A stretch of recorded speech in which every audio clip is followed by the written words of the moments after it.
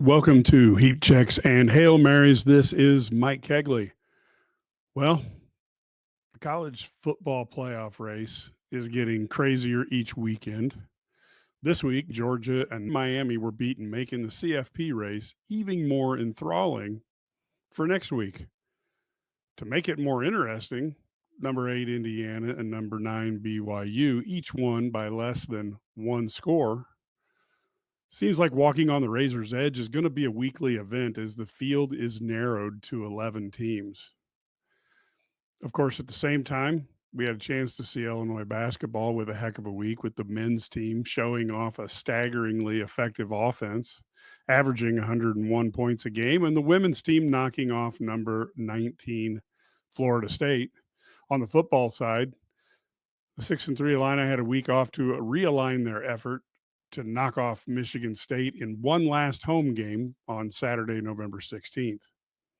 And of course, we'll talk about the tiering of the Big Ten football teams with another set of results in the book. I'm not certain if it makes it super clear, but we're starting to at least know where the top is, obviously. So let's go to Hail Mary, number one. How long will the SEC and Big Ten play nice with CFP invites on the line? I'm thinking this year's result might allow the Big Ten and SEC to dodge a bullet when it comes to their relationship between the two conferences. Both powerhouses have decided that getting along with one another is much better than fighting. It appears they look at the rest of the sport as competition for tournament berths, whether they're in the football CFP or in the basketball, the NCAA tournament. As the season started, many forecast some friction between these two conferences when the CFP bids come out. With millions of dollars on the line in the form of CFP bids and the money that they allow a conference to get, many assume there would be no way to avoid arguments such as a 2-loss SEC team is better than a 1-loss Big Ten team, or a 3-loss SEC team is better than a 2-loss Big Ten team. If those arguments are had this season, it looks like they'll be about seeding, probably not about the actual CFP bid. Let's take a look at what we can safely assume. The Big Ten and SEC will each have an automatic qualifier for their champions. The ACC will have one automatic qualifier, with SMU, Miami, and Clemson having the inside track. The Big 12 will have one automatic qualifier. BYU right now looks like the leader. Colorado, Iowa State, Kansas State, and Arizona State are trailing. Boise State appears to be the fifth automatic qualifier as a conference champion. And Notre Dame's probably going to make it with one loss, even if it is to Northern Illinois, which is probably the worst loss. But two losses might be fatal to their CFP bid. So maybe a USC or Army could pull off an unlikely upset. Probably not. But we have to assume that those 6 teams are probably in, which means there's 6 more teams that are available for the tournament. Now, the interesting thing is, for the most part, the teams that are on the top of the Big Ten and the SEC don't play each other for the rest of the regular season. Of the CFP contenders, and I took time to take a look at the teams that are undefeated, have 1 loss or 2 loss in both the Big Ten and SEC. But amongst these contenders, only 3 games are played amongst each other. Indiana goes and visits Ohio State. Tennessee goes to Georgia, and Texas goes to Texas A&M. Now, all 3 of these are spectacular games. Don't get me wrong. I'll be tuned in. But this means determining who gets into the conference championship games could be due to crazy tiebreakers being enacted. And it could even be set having the unlikely, but oh so enticing possibility of an old-fashioned coin flip to determine who plays in those games. And if you take a look, with Oregon and Indiana undefeated, you have 2 1-loss teams in Ohio State and Penn State. And in the SEC, you are really looking at 2 one-loss teams in Tennessee and Texas, and then Texas A&M, Georgia, Ole Miss, Alabama, and Missouri with 2 losses. If Georgia and Texas A&M were to win in those 2 big hitter games and all the other games the SEC favorites win, you could have 7 teams tied at 10-2 at the end of the year. If Ohio State beats Indiana and the favorites run the table across the board, the Big Ten would have 1 undefeated team, along with 3 one-loss teams, although Ohio State would at least make it into that game for the conference championship due to the fact that they beat both Penn State and Indiana. And we would be one step closer to my prediction, which many others have made, that Oregon and Ohio State might see each other not 2 times this season, but 3. As it stands right now, the Big Ten will get their 3 at-large bids. That would leave 3 more at-large bids for the SEC. So there will be balance in the force, so maybe there won't be any sniping. But one wonders, with the possibility of maybe more 10-2 SEC teams missing the tournament, do we really think a 16-team tournament is that far away? I don't think it'll be very hard to implement a 16-team tournament, and I have to think that we might see that sooner rather than later. Now let's go to heat check number 2. Brad Underwood's team is taking care of business. The Illini men's basketball team has done what good teams do. Good teams beat the teams you're supposed to beat. And they've kept getting better, especially when you compare the distance between the Ole Miss performance and what they've done against their first 2 teams. Now, admittedly, the first 2 teams have been critters, but the bottom line is you've seen quite a bit of a difference in play, and I think that bodes well for the Illini. This team is currently ahead of where I would have expected them from an offensive standpoint. You have to put a lot of pieces together this year with essentially only one player returning, and Dre Gibbs Lawhorn did not get a lot of playing time last year. Too often we've watched in the preseason or the non-conference season as Illinois teams struggled with a game or two with a team that wasn't expected to cause the Illini major problems. Now it's still early, but this team has avoided that.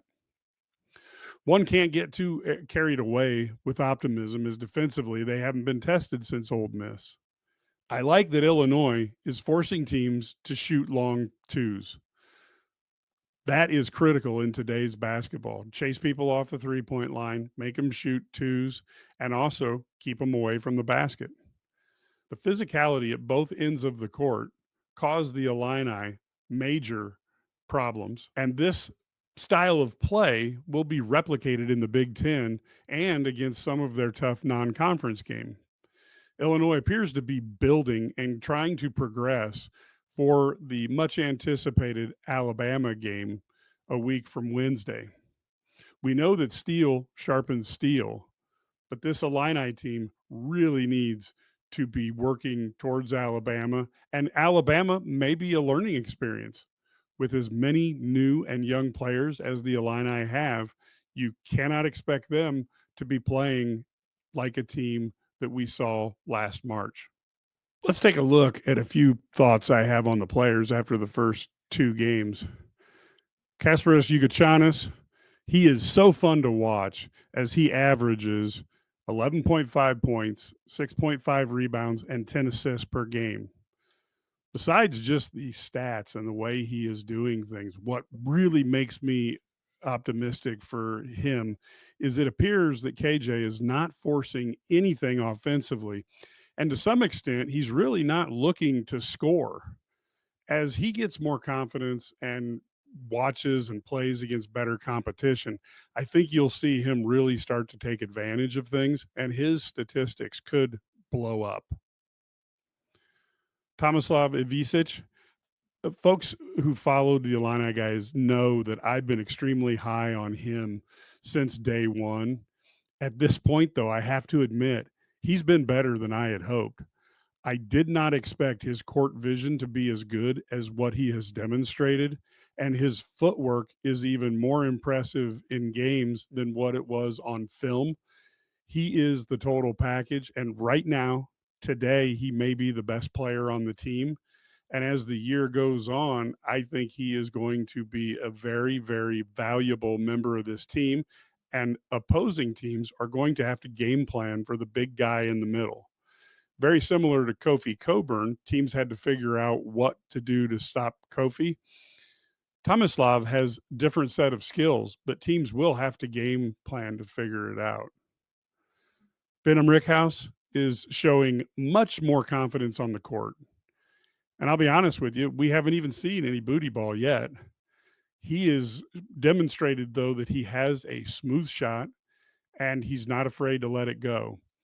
It will be a good gauge to see how he does against Alabama. Will Riley, look, everybody knew he was talented. He was a top 10 player before he reclassified, but the sky is the limit on this kid. He's got length, he's confident. I certainly knew he could score. What he did in EYBL means you can score. But even for a freshman of his talent, getting confidence early in the season is so important. And he is achieving that.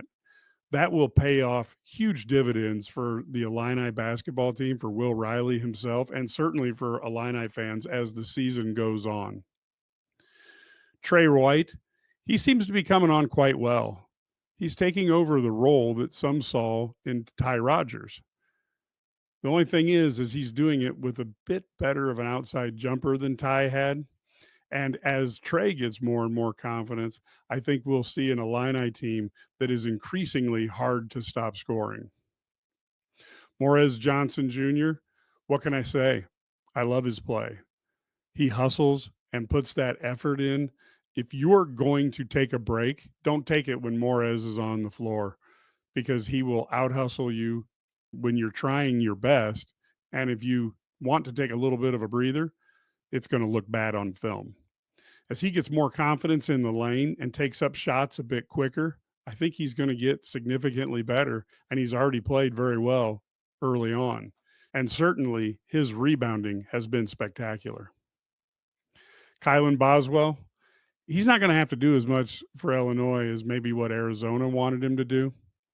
He just has to hit the jump shot when he's open, distribute the ball, and play good defense. He's had a slower start, but he should heat up.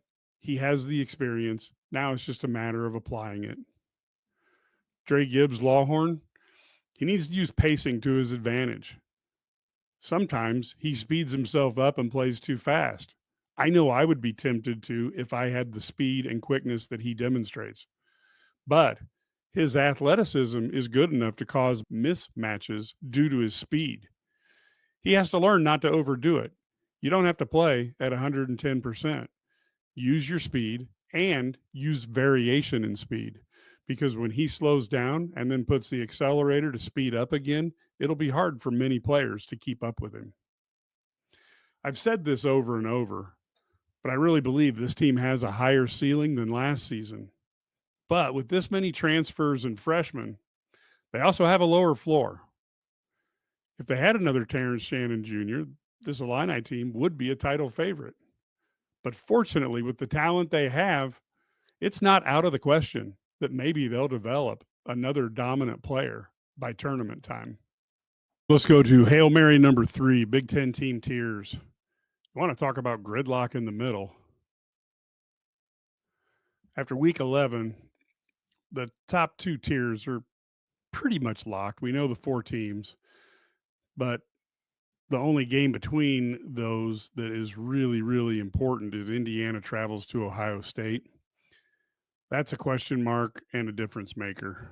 Now, of course, there are upsets that could happen, but the way these teams are playing at the top, upsets look to be almost impossible. Maybe you could call them highly improbable. Here's a crazy stat. Of course, there's 18 teams in the new Big Ten. There are 13 teams in this new league that have between 4 and 6 wins this season. Of these 13 teams, only one team, Illinois, has the chance to win 9 games. My premise is that the 9 conference games played by the Big Ten, they'll make for the need of fewer tiebreakers, but also there'll be a lower number of teams that win 9 or more games that you see in the SEC, because the SEC only has 8 conference games. One wonders if the SEC will stay the same and stick at 8. That would certainly help their CFP possibilities. Or they could increase their conference games by 1 and get paid a lot more money by their broadcast partners to get another round of SEC versus SEC teams for an additional week in the season. That seems pretty appealing to me as well. Let's go to tier number 1. That's Oregon and Ohio State. They are still the top 2 teams in the league.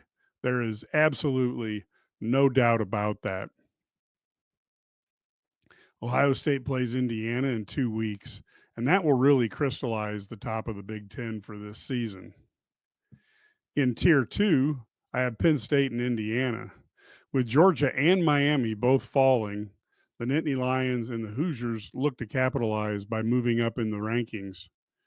Now, they want to do that in the CFP rankings. Already in the AP rankings, both teams are in the top 5. Of course, as we keep saying, the Hoosiers have Ohio State in 2 weeks after a Hoosier bye week. That game now looks like the next big game in the Big Ten. And this year, it will eclipse Michigan at Ohio State in importance. If you would have told me I'd be saying that at the start of the football season, I don't think I would have believed you.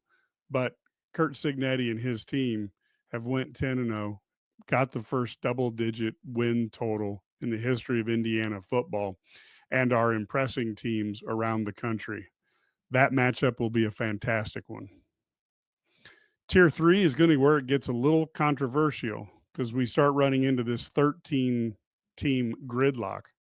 But in Tier 3, I have Illinois, Iowa, and Minnesota. Now, here's the cool thing about this. None of these 3 teams won last week. Iowa and Minnesota both lost by 1 score, and Illinois was on their second bye week. These 3 teams are the only teams with 6 wins this season to date, and so that puts them above everybody below them, and it is a ranking of teams across the season. Minnesota and Iowa will be on a bye week this week, and Illinois looks to break a 2-game losing skid and has 3 winnable games to open the door to a 9-win season as well.